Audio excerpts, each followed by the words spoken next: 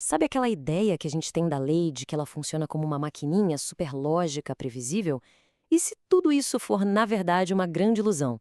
Nessa análise, a gente vai fundo para entender por que essa visão, por mais que pareça reconfortante, não só está errada, como também pode ser bem perigosa. Vamos lá. É a visão mais comum, né? A gente tende a pensar no direito como uma equação, quase matemática. Você pega uma regra clara, soma com um fato específico e pronto. O resultado tem que ser lógico, inevitável. É uma ideia que acalma, né? Pensar que a justiça é essa máquina precisa, que sempre vai dar a mesma resposta se você colocar os mesmos dados. Só que a verdade é que essa máquina perfeita, ela simplesmente não existe. A realidade do direito é bem mais bagunçada, é mais subjetiva e, no fim das contas, é fundamentalmente humana. Então, vamos começar explorando justamente isso. Esse é o mito da lei como uma máquina perfeita. Mas a pergunta é, por que essa ideia de uma lei toda lógica, o que chamam de silogismo jurídico, por que ela é tão atraente? Por que tanta gente acredita nisso?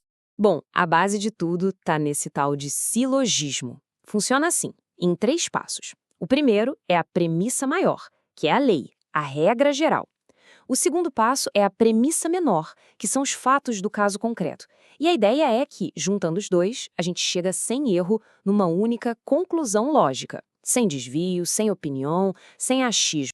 Para ficar bem claro, olha só esse exemplo. A lei diz que é proibido levar armas para a escola. Aí o réu apareceu com um revólver. Conclusão, ele violou a lei. Parece perfeito, né? Lógico, objetivo, não tem nem o que discutir, a maquininha parece que funcionou direitinho. Tá, mas então, por que essa ilusão é tão forte? Primeiro, porque ela dá uma sensação de certeza. Ela promete uma justiça objetiva, sabe? Onde a opinião do juiz não entra na conta. E talvez o ponto principal é que ela parece limitar o poder de um juiz. Ele vira só um aplicador da lei, um operador da máquina. É uma visão que deixa a gente bem mais tranquilo, né? Pois é, só que essa máquina tem falhas, e são falhas fatais. Agora a gente vai ver como essa estrutura toda do silogismo simplesmente desmorona quando a gente testa ela no mundo real. São 4 problemas bem críticos. E para ilustrar isso, vamos pensar num caso bem simples. Imagina que tem uma regra num parque da cidade: proibida a entrada de veículos motorizados. Ok, agora pergunta: uma cadeira de rodas motorizada é um veículo? A resposta pode até parecer óbvia no começo, mas é exatamente aqui que a máquina do direito começa a dar defeito. E aqui está a primeira falha fatal. As palavras da lei não são claras como números na matemática.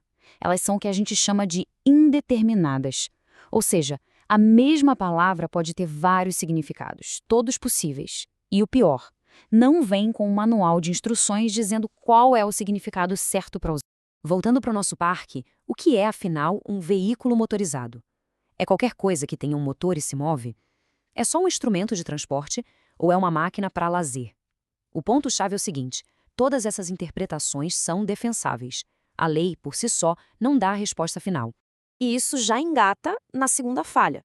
Se existem várias leituras possíveis e todas fazem algum sentido, então não existe uma resposta óbvia escondida no texto da lei. A escolha entre qual interpretação usar vira, na verdade, um ato de poder. Vamos imaginar a cena. O juiz A resolve seguir a lógica literal, bem preto no branco, o mais perto possível daquela maquininha. Ele pensa: a cadeira de rodas tem motor? Tem, então é um veículo motorizado. A regra proíbe? Proíbe, então é violação. Fim de papo. Aí vem o juiz B. Ele já pensa diferente. Ele ignora o pé da letra e foca no porquê da lei. Qual era o objetivo? Provavelmente evitar barulho e poluição no parque.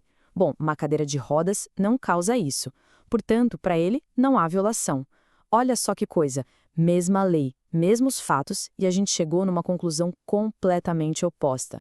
E calma que não acabou. Ainda tem um terceiro caminho. O juiz C pode olhar e dizer: peraí, se a gente aplicar essa regra literalmente, a gente vai estar violando um direito fundamental, o direito à igualdade. Então, para ele, a regra simplesmente não se aplica nesse caso. Qual o resultado? A gente tem 3 juízes, 3 decisões completamente diferentes e o mais doido: todas são, de um ponto de vista jurídico, defensáveis. Isso escancara a terceira falha. Julgar não é um ato mecânico, é um ato criativo.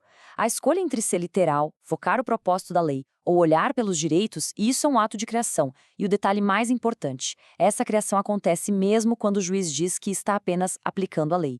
E com isso a gente chega na quarta e última falha, que é a pá de cal. A própria ideia de que existe um processo mecânico é, em si, uma ilusão. Pensa bem, se juízes diferentes podem olhar para a mesma lei, para os mesmos fatos, e chegar a conclusões opostas, mas que são igualmente válidas, então aquela máquina do direito simplesmente não existe. Na verdade, ela nunca existiu.